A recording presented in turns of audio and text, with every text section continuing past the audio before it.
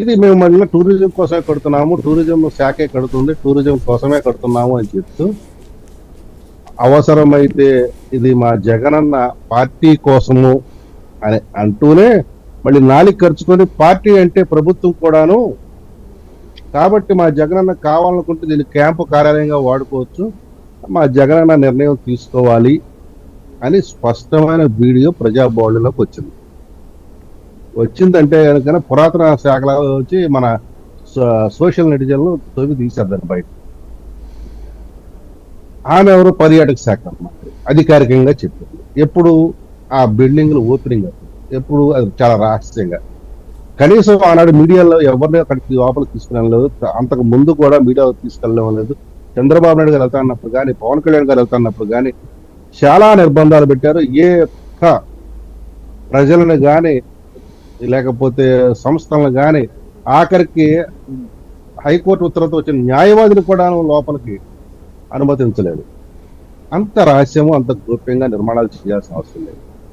అది ఒకవేళ ప్రభుత్వానికి సంబంధించిన గెస్ట్ హౌస్ అయితే. మీకు ఒక చిన్న ఉదాహరణ చెప్తాను సాయి గారు. మనకి ఇబ్రహీంపట్నం ఉంది, విజయవాడలో కొండపల్లి దగ్గరలో మెయిన్ రోడ్డు మీద ఇబ్రహీంపట్నం కొండ మీద ఒక గెస్ట్ హౌస్ ఉంది. అది నందమూరి తారక రామారావు కన్నా రావడానికి ముందు కట్టిన గెస్ట్ హౌస్. అది బీటీపీఎస్ వాళ్ళు కట్టింది. చాలా గుండ్రంగాను చాలా అందంగా కనబడుతుంది కొండపైన. మేమంతా చిన్నపిల్లగా ఉన్నప్పుడు ఆ గెస్ట్ హౌస్ లోకి వెళ్ళి ఆడుకునేవాళ్ళం, నిర్మాణం జరుగుతూ ఉండగానే మేము ఆడుకునేవాళ్ళం. అంత ఓపెన్ గా ఉండేది, ఎందుకంటే అది గెస్ట్ హౌస్ అని అందరికీ తెలుసు. ఓపెన్ గానే ఉండేది, ఎవరు పడితే వాళ్ళు వచ్చి అక్కడ కాలక్షేపం, ఎందుకంటే చాలా హిల్ వ్యూ అనమాట అది. అక్కడి నుంచి చూస్తే విజయవాడ చుట్టూ పరిసరాలన్నీ కనబడతాయి. 20-25 కిలోమీటర్ల దూరం విస్తీర్ణం గల పరిసరాలు కనబడతాయి.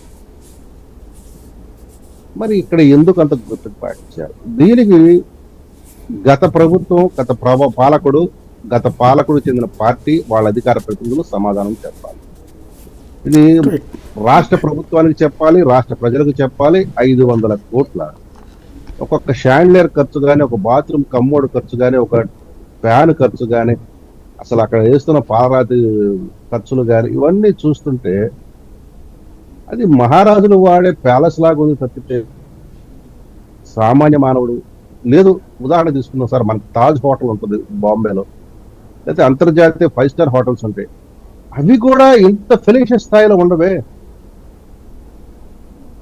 వాటి నిర్మాణం ఒకవేళ ఆ కమర్షియల్ పర్పస్ కోసం కడితే ఎన్ని వందల రూములు అక్కడ కట్టాలి, కనీసం ఎన్ని వందల రూములు కట్టాలి, కానీ అక్కడ ఉన్న రూములు ఎన్ని